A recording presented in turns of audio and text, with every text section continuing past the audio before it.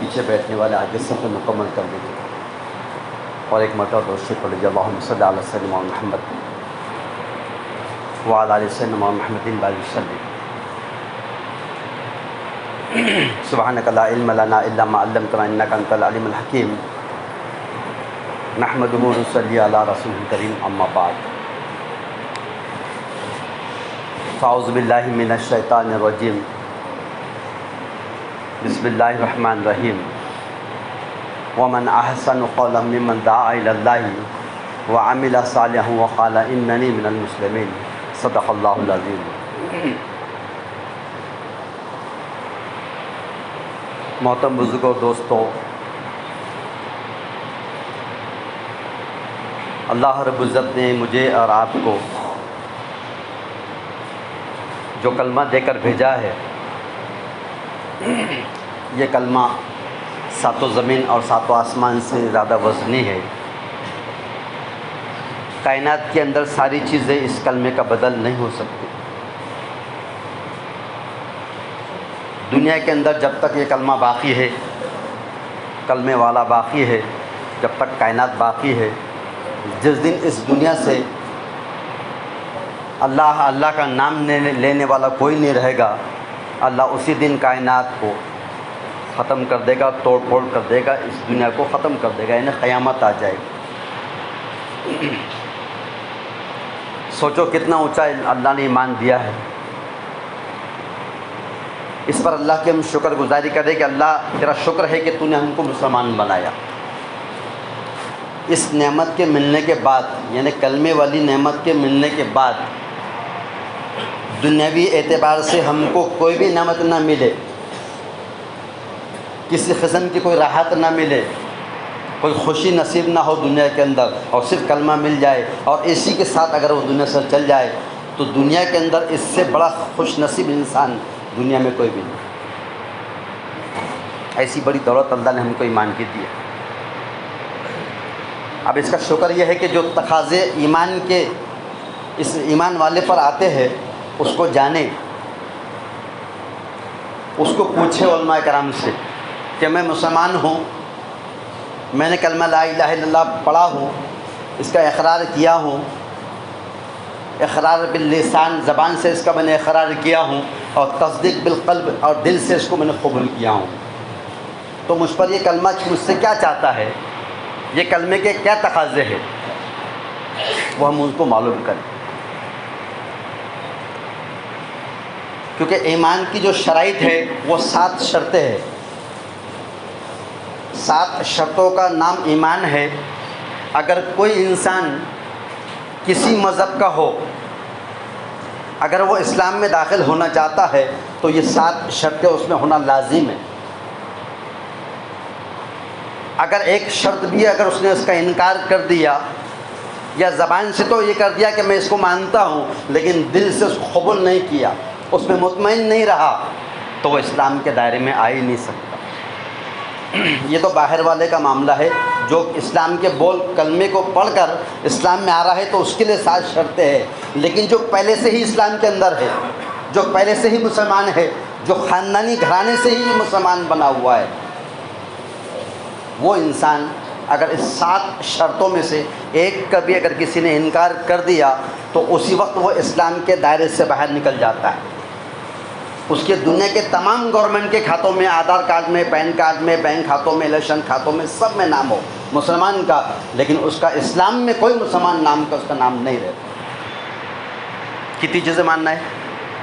بولو، 7 چیزیں بات۔ آمنت باللہ و ملائکتہ و کتبہ و رسولہ والیوم الآخر والقدر خیر الشر من اللہ تعالی والبعث بعد الموت۔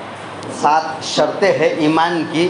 جس شخص نے بھی کلمہ لا الہ الا اللہ پڑھا ہے یا پڑھ کر آنا چاہ رہا ہے، ان 7 شرطوں کو اس کو ہمیشہ دھیان میں رکھنا پڑے گا۔ یہ ایمان کے واجبات میں سے ہے، اس کو ہر حال میں ماننا ضروری ہے، اس کو پورا کرنا ضروری ہے۔ اگر ایک شرط اس میں سے کوئی انکار کر دے، اگر 2 مسلمان آپس میں دین کی بات کر رہے ہیں، ایمان اعمال کی بات کر رہے ہیں، خبر آخرت کی بات کر رہے ہیں، اور بات کرتے کرتے دونوں مسلمانوں میں سے ایک نے یہ بول دیا، کس نے دیکھا اتنا جملہ زبان سے کیا نکلنا تھا، اسی وقت وہ اسلام کے دائرے سے باہر چلا گیا۔ علماء کرام فرماتے ہیں کہ اس وقت اس کی بیوی بھی اس کے نکاح سے چلی گئی، جب واپس آئے گا تو پھر سے اس کو کلمہ پڑھنا پڑے گا، ان 7 شرطوں کو زبان سے بھی اور دل سے اس کی تصدیق کرنا پڑے گی، اور پھر سے اس کا نکاح کر کے واپس آنا پڑے گا۔ کتنی شرائط ہے؟ 7 شرطیں ہیں۔ اگر 7 شرط میں سے ایک نکل کے چلی گئی تو کتنے 6 بچتے ہیں نا، یا کچھ بھی نہیں بچتا، انکار کرنے کے ساتھ باہر ہو گیا۔ اب اس میں سب سے پہلی شرط ہے، ایک ساتھ تو پورے ہوگے نہیں انشاءاللہ 7 شاید، چاہے اس کے لیے ہفتہ بھر لگے، 2 ہفتے لگے، 4 ہفتے، اس کو کوشش کریں گے کہ اس کو ہم سمجھائے۔ تو سب سے پہلی شرط ہے اس کے اندر ایمان لانا، آمنت باللہ، ایمان لایا میں اللہ پر۔ اور کیسا ایمان لایا؟ جیسا ایمان لانے کا حق ہے۔ اور کیسا ایمان لانے کا حق ہے؟ کہ اللہ کا نام اللہ ہے، اور اس کے ساتھ وہ رحیم ہے، وہ کریم ہے، وہ جبار ہے، وہ ستار ہے، وہ غفار ہے، وہ قہار ہے، جتنے صفاتی نام ہیں ان تمام کی صفتوں کے ساتھ اس کو ایسا ماننا جیسا وہ صفتوں کا مالک ہے۔ یہ ہے لا الہ، اس اب جا کے ہی مسلمان بنے۔ ایمان لایا میں اللہ پر، ایک اللہ کو ایسا ماننا اللہ کہ اس کے جیسا کوئی نہیں، اور کوئی مسلمان جس نے کلمہ لا الہ الا اللہ پڑھا ہے اور پڑھنے کے بعد اس کے دل کا اندر کا عقیدہ یہ ہے کہ جیسا اللہ کرنے دھرنے کے مالک ہے، نفع نقصان کے مالک ہے، زندگی موت کے مالک ہے، عزت اور ذلتوں کے مالک ہے، اور کچھ کرنے کی حاجتوں کے پورے کرنے کے مالک ہے، ایسا ہی مرتبہ جیسا اللہ کو ہم نے مرتبہ دیے ہے جو اس کا حق تھا ایمان لانے کے بعد، وہی مرتبہ، وہی مقام اور ویسا ہی اس کے ساتھ معاملہ اگر اللہ کے علاوہ کسی اور کے ساتھ کر لے تو وہ شرک کہلاتا ہے، اور شرک اللہ کو پسند نہیں ہے۔ یہ جو لقمان حکیم کی جو بہت ساری نصیحت قرآن پاک میں ہے، اس میں سے ایک یہ بھی ہے کہ یا بنی لا تشرک، لقمان حکیم اپنے بیٹے سے کہہ رہے ہیں کہ اے بیٹے شرک مت کرنا، ان الشرک لظلم عظیم، شرک سب سے بڑا ظلم ہے۔ اب شرک کسے کہتے ہیں؟ اللہ کی ذات کے ساتھ کسی کو اس کے برابر مان لینا جس سے اس کو عقیدت ہے، اور اس کو ایسا ماننا جیسا اللہ کو مانتے ہیں، یا اس سے ایسی حاجتوں کا طلب کرنا جیسا کہ ہم اور جیسا اللہ سے ہم طلب کرتے ہیں، اس کے برابر کسی اور کو مانگنا، فرمائی شرک ہے، اور اللہ سارے گناہ معاف کر دیں گے، یہاں تک کہ زانی کے زنا کو، شرابی کے شراب کو گناہ کو، چوری کرنے والے کے چوری کے گناہ کو، سارے فاجر اور فاسق اللہ سب کو معاف کر دیں گے، شرک کرنے والوں کو اللہ معاف نہیں کریں گے۔ ان الشرک لظلم عظیم، شرک سب سے بڑا ظلم ہے۔ اور ظلم کیا ہوتا ہے؟ ایک ظلم وہ جو لوگوں بھی کیا جاتا ہے، مال، طاقت، عہدہ اور اسے جو تو اور چیزوں کے ذریعے سے لوگوں پہ ظلم کیا جاتا ہے، یا یہ کہ کچھ لوگ اپنے ہاتھوں سے اپنے جسم کو مار کے لے لیتے ہیں اور جو تو یہ سمجھتے ہیں کہ وہ صحیح کر رہے ہیں، یہ بھی ظلم ہے۔ لیکن ایک ظلم تو وہ ہوتا ہے اللہ کے ہر حکم کو توڑ دینا، اس کو چھوڑ دینا۔ اذان ہو رہی ہے، نماز کا وقت آ گیا ہے، میں صحیح سلامت ہوں، مسجد تک چلنے کی میری حیثیت ہے، میں اندھا نہیں ہوں، میں لنگڑا نہیں ہوں، میں لولا نہیں ہوں، اپائش نہیں ہوں، میں پاگل نہیں کہ مسجد سے لوگ مجھے باہر کر دیں، اور اذان میں سن رہا ہوں لیکن نماز کو نہیں آ رہا ہوں، تو کیا اس حکم کو توڑ دینا یہ اپنے آپ پہ ظلم ہے۔ اللہ کے نبی صلی اللہ علیہ وسلم نے فرمایا کہ جو مسلمان جان بوجھ کر اذان کی آواز کو سنے اور نماز کو نہ جائے اور ایک وقت کی نماز کو قضا کر دے یہاں تک کہ دوسری وقت کی نماز کا وقت آ جائے، تو یوں فرمایا کہ اس نے 2,88,00,000 سال اپنے آپ کو جہنم میں جلنے کا حقدار بنا دیا، یہ وہ اپنے آپ کو ظلم کر دیا، ظالم بن گیا۔ اللہ کے رسول کی حدیث پاک کا خلاصہ ہے، اللہ کے رسول فرماتے ہیں سراسر ظلم ہے، کفر ہے اور نفاق ہے سس کا فعل جو اللہ کے منادی یعنی مؤذن کی اذان کی آواز سنے اور نماز کو نہ جائے۔ تو 3 بڑے بڑے کارنامے انجام دے دیا، اذان کی آواز سن لیا، مسجد پہ جا سکتا تھا لیکن نہیں گیا، اذان کی آواز سن کے نماز کو آ سکتا تھا لیکن نہیں آیا۔ تب کیا کیا؟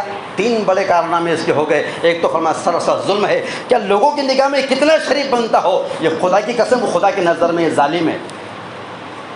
کیوں ظالم ہے؟ اس نے کیا توڑ ڈالا؟ اللہ کا حکم توڑ، چاہے وہ نماز ہو، چاہے وہ روزہ ہو، چاہے وہ زکوٰۃ ہو، چاہے وہ حج ہو یا اس کے اور احکامات ہو، کا فرمایا احکامات کا توڑ دینا یہ ظلم ہے۔ ایک تو یہ کہ ظلم ہوگا لوگوں پہ ظلم کیا جانا یہ وہ ظلم ہو گیا ہے جس سے ہم مظلوم بن جاتے ہیں. لوگوں نے ہم پہ کرے تو ہم مظلوم ہو گئے, لیکن ہم خود اللہ کے اوامر کو توڑ دیتے ہیں, چھوڑ دیتے ہیں, اور ہم پھر یہ سمجھتے ہیں کہ ہم اسلام میں ہیں, ہم مسلمان ہیں, ہم جو تو اللہ کے ماننے والے ہیں, اور اللہ کے ہم امید کے جو تو رحمت کی امید کے انتظار ہے. تو ایک نفس کا شیطان کا دھوکہ لگا ہوا ہے. تو ظلم سے بچو. کیا ظلم ہے؟ اللہ کے ہر حکم چاہے وہ جس عمل کو بھی ہو اس کو توڑ دینا یا اس کو چھوڑ دینا, یہ ظلم ہے. تو اللہ کے سب سے پہلی بات تو ہے سراسر جو ظلم کیا وہ ظالم ہو گیا. اور فرمایا دوسرا کہ وہ کفر کیا. جو کافر کرتے ہیں, کافر کو دیکھیں مسجد میں اذان ہوتے ہی اسے نماز کو آ رہا ہے, ٹیکا لگا ہوا ہے, ناڑا باندھا ہوا ہے, اور سارے جو تو ہول حوالی اس کے ہے, سارے کے سارے اس کے جتنے بھی لباس کا ہولیا ہے وہ سب غیروں کا ہے. اور جیسی اذان ہوئی وہ وضو خانے پہ جو تو دیکھو سکرام تو کرام گنگرام بیٹھے ہوئے, اور اندر آ کے نماز میں لیں سے کے بیٹھے, اور پھر اللہ کے سامنے نماز پڑھنے ہوئے. دیکھے کبھی نہیں دیکھے. کیوں نہیں دیکھتے؟ اس لیے کہ وہ جب اللہ کو مانتے ہی نہیں. اور یہ ماننا بھی کوئی ماننا ہوا کہ اللہ کو ہم بھی بارش نہیں ہوئی تو وہ ہاتھ اوپر اٹھاتا ہو, اے بھگوان اے فلان, جو بولنا ہے بولتا, پر انگلی کس کی طرف جاتی؟ ارے بول اوپر ہی جاتی. وہ ایسا بھی مانتا لیکن پھر نیچے وہ اپنا چالو اس کا بجانا. یہ نہیں ماننا, یہ شرک ہے, یہ کفر ہے. یہ ماننے کو اللہ پسند نہیں کرتے. جب اس کو مان لیے ہے تو اس کے ماننے کے ساتھ جتنوں کو بھی ہم نے جو مانے ہیں ان سب کا انکار, اور صرف اللہ کے ماننے کا اقرار ہو. تو ایک نماز والے عمل کو چھوڑ دیا تو سراسر ظلم ہے, ظالم ہو گیا, اور کفر ہے, کافر ہو گیا. جو عمل کفر کا تھا وہی عمل اس نے کیا ہے, وہ بھی کافر ہے, اور یہ مسلمان میں اسلام میں کے دائرے میں رہ کر بھی یہ کافر ہو گیا. اللہ کے رسول نے فرمایا کہ نمازی اور مسلمان کے اسلام اور مسلمان کے بیچ میں نماز حائل ہے. یہ دونوں کے بیچ میں جو دیوار ہے وہ صرف نماز ہٹ گئی تو دونوں برابر ہو گئے. تو سراسر ظلم ہے, کفر ہے, کافر ہو گیا. اس کا مطلب یہ نہیں کہ اسلام سے نکل گیا, لیکن جو کافر نے جو عمل کیا ہے, جیسا اس نے خدا کا انکار کیا ہے, اس طرح سے اس کے ساتھ وہی فعل کیا جائے گا جو اس نے کیا ہے. تو سراسر ظلم ہے اور کفر ہے. اور تیسری بات فرمایا کہ نفاق ہے اس شخص کا فعل جو اللہ کے منادی کی آواز اذان کے سنے اور نماز کو نہ آئے. سوچو آپ اور میں کہ اذان کی آواز کتنی مرتبہ ہمارے کانوں میں آتی ہے, کتنی مسجدوں سے آتی ہے, اور کتنی بار آتی ہے, اور بار بار آتی ہے. کہ واقعی میں ہم اذان کے سننے کے بعد ہمارے کاروبار چھوڑ دیتے, ہماری بستروں سے اٹھ کے نمازوں میں آ جاتے, کہ ہماری جو بھی ہم جس محفل میں ہے, چاہے کھانے کی مجلس میں ہے, چاہے ہم سونے کے اس میں ہے, کیا دو صاحبات میں ہے, چاہے مال پانی کہیں بھی ہے, کیا ہمارا ایمان کا پاور ایسا ہے کہ ہم کو اٹھا کے سب چھوڑ کر پہلے اللہ کے گھر میں لا کے وضو کے ساتھ بٹھا دے رہا؟ نہیں ہے. تو پھر کب بنے گا؟ ابھی نہیں تو کبھی نہیں. یہ سویدھا ابھی دی گئی ہے. تو سراسر ظلم ہے, کفر ہے, اور نفاق ہے اس شخص کا فعل. نفاق کس کو بولتے ہیں؟ منافق کسے کہتے ہیں؟ اللہ کے نبی کے زمانے کے اندر بھی لوگ منافق تھے. نبی کے صحابہ ہے, صحابوں میں ملے جلے ہوئے تھے, اور لباس تھا, چہرہ مہرہ بنا ہوا تھا, سنت و لباس میں تھے, داڑھی تھی, کبھی داڑھی شریعت کے خلاف نہیں رکھتے تھے, کبھی بغل ٹوپی کے نہیں رہتے تھے, لباس سنتوں کے مطابق تھا, ہو بہو صحابہ کی کاپی تھی, کچھ بھی فرق نہیں تھا. اور نماز بھی پہلی صفوں میں پڑھتے تھے. ہم تو بھی آخری صف میں آ کے پڑھتے تھے. کون سی صف میں پڑھتے تھے؟ وہ پہلی صف کے اندر جیسے اپنے آ کے بیٹھے نا لوگ نماز کی جمعہ کے لیے, ایسی پہلی صف میں آ کے نماز پڑھ. اور دلوں میں کفر بھرا ہوا ہے, اوپر سے مسلمان ہے, ظاہری وضع اور خطا مسلمان کی نظر آ رہی ہے, لیکن اندر کیا بھرا ہوا ہے؟ کفر بھرا ہوا ہے. سب کے سامنے نمازی بتاتے تھے, روزہ رکھتے تھے, جہاد کے میدان میں جاتے تھے, صدقہ خیرات سارے اعمال کرتے تھے, مسلمان ہونے کا دعویٰ بھی کرتے تھے, مسلمان کی مسجد میں بھی رہتے تھے. لیکن جب تنہائی ہوتی تھی, کوئی نظر نہیں آتا تھا, تو کونے میں جا کے پھر اپنے مورتیاں نکالنا اور پوجا پاٹ کرنا چالو ہوگا. اسے منافق کہتے ہیں. ایک شخص نے ایک نماز کا حکم توڑ ڈالا تو 3 بڑے بڑے کارنامے انجام دے دیا. پہلا اس نے ظالم ہو گیا, اور دوسرا اس نے کافر ہو گیا, اور تیسرا اس نے وہ کون ہو گیا؟ ارے بولو, منافق ہو گیا. منافق کا معاملہ کیا ہے؟ جہنم کے 7ویں حصے میں اس کے 7 حصے بنے ہوئے ہیں, جنت کے 8 دروازے ہیں, جہنم کے 7 طبقات بنے ہوئے ہیں, اور سب سے نیچے جہاں سے آگ جلائی جاتی ہے وہاں پر منافق کو ڈالا جائے گا, وہاں سے اس کی شروعات ہو. اللہ ہم سب کی حفاظت فرما دے. 5 وقت کی نماز کو پابندی اہتمام سے پڑھنے کی توفیق عطا فرما دے. تو آج ایک شرط کے اوپر مختصر سی بات ہوئی ہے, 7 شرطیں ہیں جس میں سے آمنت باللہ آج, پھر انشاءاللہ آئندہ ہفتے میں اس کے اوپر بات ہوتی رہے گی تاکہ ہمارا ایمان تازہ ہو. اللہ ہم کو عمل کرنے کی توفیق عطا فرما دے.